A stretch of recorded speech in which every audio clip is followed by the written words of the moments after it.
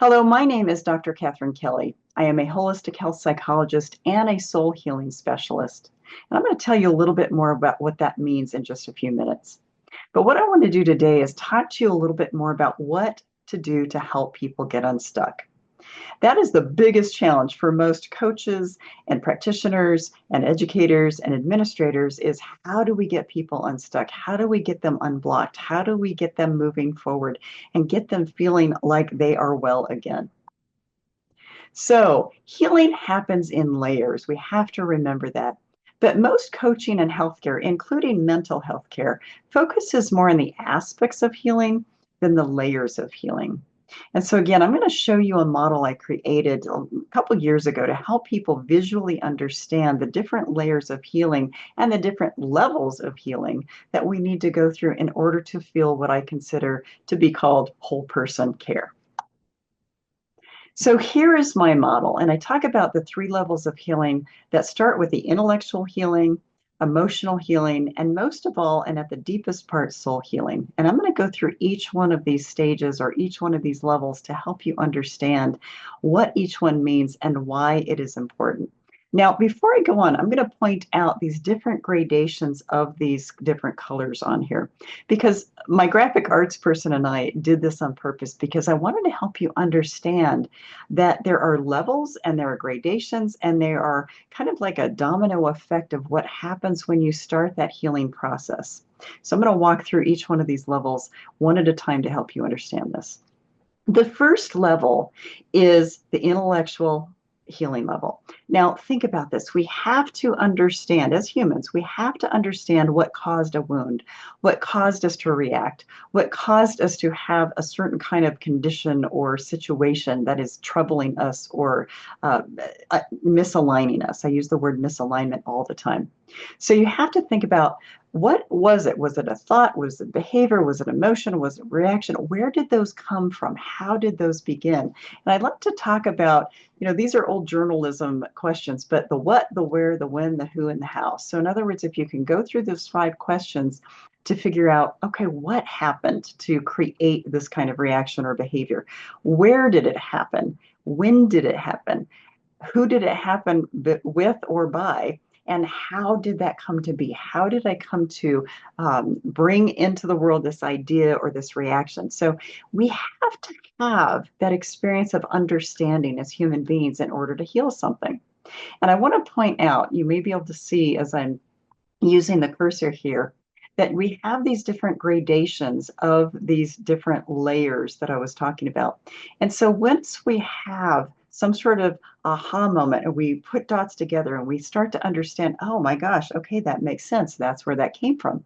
We automatically start having different levels of healing happening. So some of it is just this sort of this breath of fresh air to go, oh, wow, now I understand where that came from.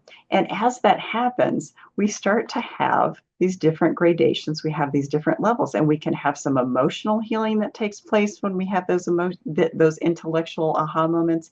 And we can also have certain levels of soul healing. And when I talk about the soul, I talk about it as being the energetic expression of who we are, or the energetic signature of who we are. So deep within us, there's this soul aspect of us that stores all of the reactions, stores all of the behaviors and the thoughts and the emotions. And basically, they are triggered by what's happening deep down in our soul. So when we are understanding that a wound came from a certain place, the what, the where, the when, the how, the who, then we have this relief and it starts to cascade into some soul healing already. But that is not the only level. That is not the only level of healing we need. So I go to the emotional level. And being a psychologist, I've been doing psychological work for 37 years in one way or another. And I talk to people about the need to get through the emotions. So we must release the emotion that has been energetically stored or warehoused within us in order for that healing to take place. And, a lot of people don't like to feel emotions. They don't like to look back to traumatic experiences. They don't like to go back and remember all of this difficult times because it sort of reignites or reactivates those emotions. But the truth is, you can't hide from them anyway, even if they seem to be dormant. They are going to come out in one way or another. And that is what body, mind, soul health is all about. Because if you have unresolved emotions, they are going to land in the body somewhere. If you have unresolved thoughts, the intellectual pieces, those are going to land in the body somehow too. So we have to think about every trauma, every wound, every upset that we've had is what I call an energetic imprint on the soul. And that persists in one way or another until we have resolved those things. So when I talk about energetic imprints, I want to help you kind of understand what I mean. And so take, for instance, doing fingerprints of something. You know, you can be in a crime scene and you don't see any fingerprints until you start dusting. You know to start looking, that there's got to be some evidence. There's got to be something there that proves that there was someone there. And so that proof can only be seen if you know to look for it. So the energetic imprint of the soul is when we have wounds, and energetically they get stored. I call them stamped. They get stamped on that innermost part of who we are, which is why a lot of times we have emotional reactions, which is why we have traumatic reactions, which is why we have memories come up or we have emotions come up. Sometimes it's when we feel excited that we have something that we remember. Wow, this is from childhood. This is really exciting. So it's not only an intellectual kind of thing, is the experience that is tied into the thoughts and the emotions that really helps us see that there's an energetic imprint on that deepest part of us. And that's why I say it's an energetic imprint on our soul. If we do not know to look for it, we're not going to find it. I want to give you one more example of this. So, the whole idea of if someone has been physically traumatized and yet on the outside they have healed from whatever that is, it usually takes something like an MRI or an X-ray for someone who is skilled in knowing how to read that to help that person realize that, wow, those wounds are still evident from the inside. It's the same thing with the soul, is that if we have experienced trauma, if we have experienced very difficult kinds of things, we may look fine on the outside, but somewhere within us, we have stored that energetic imprint of what has happened to us many times, one time in past lives. It could be, it could be all kinds of different levels of our healing. And that energetic imprint is still there. But again, until you know to look for it, it's going to be undetectable. You have to know from a soul healing perspective, you have to know from a whole person perspective that there's more to healing than the intellectual or the emotional. So every energetic imprint on the soul that persists in every way, again, that's where the thoughts, the behaviors, the emotions, and the reactions come from. And there are various ways to release those emotions, but it has to happen from the visceral level. If we have not released the visceral nature of how we have stored the emotion from the time that we experienced those emotions, they are still stored within us. That emotion is still stored. So those emotions that come up out of nowhere, those traumas that come up that you haven't thought about in years, it will find us, it will come up. And so it comes up in so many different ways. We can't talk around those kinds of things. We can't ignore them for everything, for forever, because they will find us. And so we must, at some point, from a true emotional healing perspective, we must walk through those emotions. We must move through them. And so again, I'm going to go back over here and use the cursor to show you that with every emotional release, with every disbursement of emotion that we have warehoused, again, it cascades through not only the intellect, but it helps cascade down to a soul level. Every time we release a warehoused emotion, we are going to that storage that is deep within us, that energetic storage, and we are releasing that. So this model is really about going through those different layers and helping you realize that we have to go through the intellectual, we have to go through the emotional, and we have to go to the soul healing. So the emotional level, again, why are some psychological methods not enough? Well, some of these emotional levels, or emotional methods, are not enough because they are meant to erase or numb the emotion. They're meant to get rid of the reaction, but they are not there to remove it. You cannot erase or numb those thoughts and then not have them come up in some way later. So thoughts do not equal emotions, and thoughts don't always contain the energy of the emotion that was imprinted on them to begin with. So, in changing the thoughts, or numbing the thoughts, or neutralizing the thoughts, it is helpful in the process of healing, but it is not sufficient in taking care of whole person health. So, it's really important, again, to realize we have to do the intellectual, the emotional, and the soul healing in order to clean the slate completely and not have those experiences anymore. So, what is soul level healing? That is something that is new to a lot of people, but is actually the removal or the transmutation or the transformation of that energetic imprint. Many methods, and I'm going to go through a slide in just a minute to help you understand this.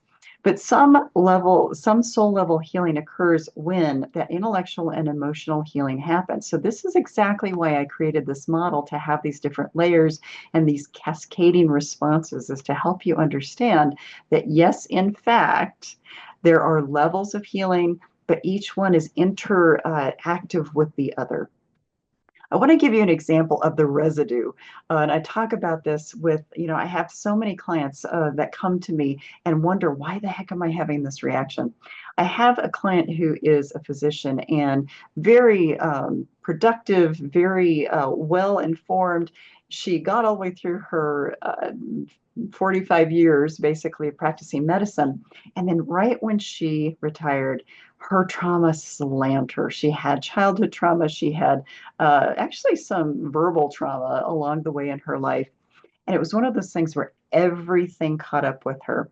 And so I've helped her understand from the intellectual piece, from the emotional piece, and from the soul healing piece, why it's all coming up. It's, why it was all warehoused for her. And it's so beautiful to see what's happening with her, because now she understands this model. She understands that she needs to keep doing bringing the thoughts together, understanding where things came from, doing the emotional release, helping her realize that this emotional aspect of her is the most important part of releasing, because she has warehoused those emotions for decades. And that all gets her down to that soul healing level. So it's the interactive component of the intellectual, the emotional, and the soul healing that really help you get to those deepest levels. So, what are some of the methods of soul healing? So, somatic healing is part of this. And I say with a twist, because there are forms of soul healing that you can go down to the energetic imprints that are left in particular organs or particular parts of the body that are wounded from an emotional level. And you can release those kinds of energetic imprints when you know what to do. Visualizations can help you. There's another form of, I call them soul walks, and they are a form of a visualization, but taking people to those deeper levels and helping them see and experience where those wounds are carried and helping them remove them. Energy work is a fantastic way to help with soul healing. It may not be everything you need, but boy, energy work is fantastic. Bioenergetic tuning and other forms of energy work are fantastic. Past life regression, a lot of times we have to go to previous lifetimes in order to remove those wounds, because otherwise, no matter what you do in this lifetime, no matter how many times that you've gone to treatment or different kinds of treatment you've done, basically those wounds keep coming forth, which shows you that that energetic imprint has not been removed. Oftentimes when that happens and you've tried everything, it's going back into past lives to help people understand what the woundedness was from those lifetimes that's being carried over into this lifetime, because then it helps explain everything and it helps you get to that level where you actually, again, you get to those deepest levels of healing, and then you can do the work to clean the slate. Ancestral healing. The concept of ancestral healing is huge right now, because there is this generational trauma that people are becoming more and more aware of, that has been passed down over the years and the generations. And so this is another energetic imprint that has been, again, left on a person, that transmits it to the next generation and the next generation just through their own behaviors and experiences. And so again, generational healing or ancestral healing is another part of this. There's a form of soul healing called soul realignment. That is a very comprehensive concept when basically you find out how your soul is created, any soul wounds that are connected to that, and also sometimes it is past life work. There's all kinds of different ways that you can help a person understand what is triggering them from that energetic perspective. Soul retrieval. So, soul retrieval is a form of a shamanic practice. Shamanism, believe it or not, is growing in vast numbers right now. And in fact, in the UK, it is becoming the fastest growing religion, which I find beautiful and really fantastic and also fascinating at the same time.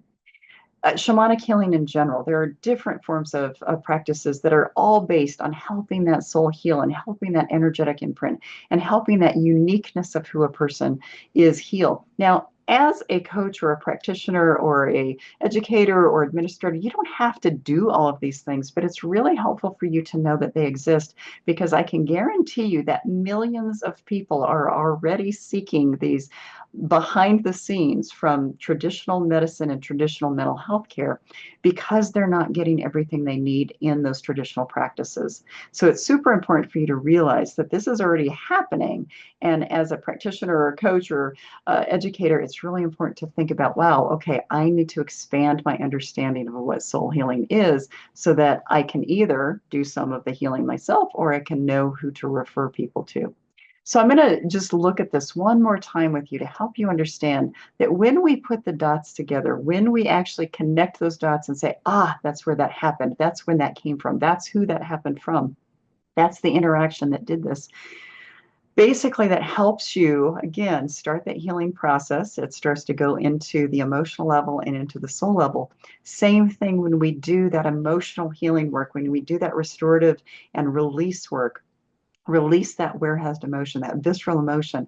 It starts that cascade of healing that takes us down to that soul level. But again, I want to emphasize the fact that the soul encompasses all of who we are. It encompasses every intellectual reaction, every thought we have, every fear we have. It's part of how we're wounded that reflects into our intellect or how we think. Same thing, it's the soul's state that is reflected in our emotions. So the soul encompasses all of this, but this is just part of us. This is just part of us. And then we have to go to that deeper level. So bringing the soul back, to me, again, this is my mission, is to help people understand that to understand humans fully, you must understand the layers of healing to return a person to whole person health. Again, practitioners, coaches, educators, and administrators can definitely enhance their work with others just by understanding these three levels of healing and how it can take them to the next level. So for more information, go to www.Dr.KatherineT.Kelly.com. You can also go to the Soul Health Scholars page on my website and get information about the certifications that I'm creating and releasing very soon, so that you can basically understand how it is that you can integrate soul healing into your own practice, or at least the concept, so you know who to refer to. The most important part of this is everybody has some sort of wounding or trauma, and this model probably already helped you understand your own process, but it can definitely help you understand other people's processes. So thank you for listening, and I hope to see you soon at a training. Thank you so much. Bye-bye.